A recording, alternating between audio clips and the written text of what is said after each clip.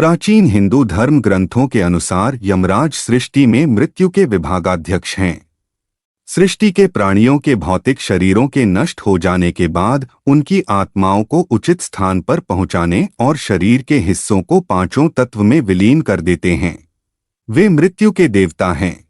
चित्रगुप्त संसार के समस्त प्राणियों के कर्मों का लेखा-जोखा संभालते हैं और यमराज स्वर्ग तथा नरक के मुख्यालयों में तालमेल भी कराते रहते हैं। इसके अलावा अर्यमन आदित्यों में से एक हैं और देह छोड़ चुकी आत्माओं के अधिपति हैं, अर्थात पितरों के देव। दोस्तों, अब प्रश्न यह है कि मृत्यु के देवता यमराज की कैसे मौत हो सकती है। कहा जाता है कि कालंजर में शिवभक्त राजा श्वेत राज्य करते थे। वृद्ध होने पर राजा श्वेत पुत्र को राज्य सौंपकर गोदावरी नदी के तट पर एक गुफा में शिवलिंग स्थापित कर शिव की आराधना में लग गए। अब वे राजा श्वेत से महामुनि श्वेत बन गए थे। एक निर्जन गुफा में मुनि ने शिव भक्ति का प्रकाश फैलाया था। श्वेत मुनि को न रोग था न शोक, इसलिए उनकी आयु पूरी हो चुकी है, इसका आभास भी उन्हें नहीं हुआ। उनका सारा ध्यान शिव में लगा था। वे अभय होकर रुद्राध्याय का पाठ कर रहे थे और उनका रोम रोम शिव के स्तवन से प्रतिध्वनित हो रहा था। आयु समाप्त होने के बाद यमदूतों ने मुनि के प्राण लेने के लिए जब गुफा में प्रवेश किया तो गुफा द्वार पर ही उनके अंग शिथिल हो गए। वे गुफा के द्वार पर ही खड़े होकर श्वेत मुनि की प्रतीक्षा करने लगे। कहते हैं कि जब यमदूत बलपूर्वक श्वेत मुनि को वहां से ले जाने लगे तो वहां श्वेत मुनि की रक्षा के लिए शिव के गण प्रकट हो गए। भैरव ने यमदूत पर डंडे से प्रहार कर उन्हें मार दिया। इधर जब मृत्यु का समय निकलने लगा तो चित्रगुप्त ने यमराज से पूछा, श्वेत अब तक यहाँ क्यों नहीं आया? तुम्हारे दूत भी अभी तक नहीं लौटे हैं।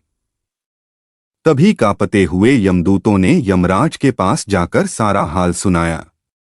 मृत्युदेव की मृत्यु का समाचार सुनकर क्रोधित यमराज हाथ में यमदंड लेकर भैंसे पर सवार होकर अपनी सेना जैसे चित्रगुप्त आधि व्याधि आदि के साथ वहां पहुंचे। इधर शिवजी के पार्षद पहले से ही वहां खड़े थे। यमराज जब बलपूर्वक श्वेत मुनि को ले जाने लगे तब सेनापति कार्तिकेय ने शक्ति अस्त्र यमराज पर छोड़ा, जिससे यमराज की भी मृत्यु हो गई। यमदूतों ने भगवान सूर्य के पास जाकर सारा समाचार सुनाया। अपने पुत्र की मृत्यु का समाचार सुनकर भगवान सूर्य ब्रह्मा जी व देवताओं के साथ उस स्थान पर आए जहां यमराज अपनी सेना के साथ मरे पड़े थे। तब देवताओं ने भगवान शंकर की स्तुति की, तपस्या से प्रसन्न होकर भगवान शिव प्रकट हुए। देवताओं ने कहा, भगवन यमराज सूर्य के पुत्र हैं। वे लोकपाल हैं और आपने ही इनकी धर्म व्यवस्था के नियंत्रक के रूप में नियुक्ति की है। इनका वध सही नहीं है। इनके बिना सृष्टि का कार्य असंभव हो जाएगा।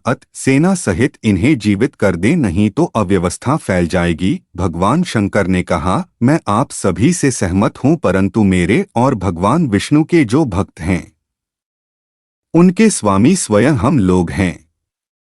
मृत्यु का उन पर कोई अधिकार नहीं होता। स्वयं यमराज और उनके दूतों का उनकी ओर देखना भी पाप है। यमराज के लिए भी यह व्यवस्था की गई है कि वे भक्तों को प्रणाम करें। फिर भगवान शिव ने देवताओं की बात मानकर यमराज को प्राणदान दे दिया। शिवजी की आज्ञा से नंदीश्वर ने गौतमी नदी का जल लाकर यमराज और उनके दूतों पर छिड़का, जिससे सब जीवित हो उठे।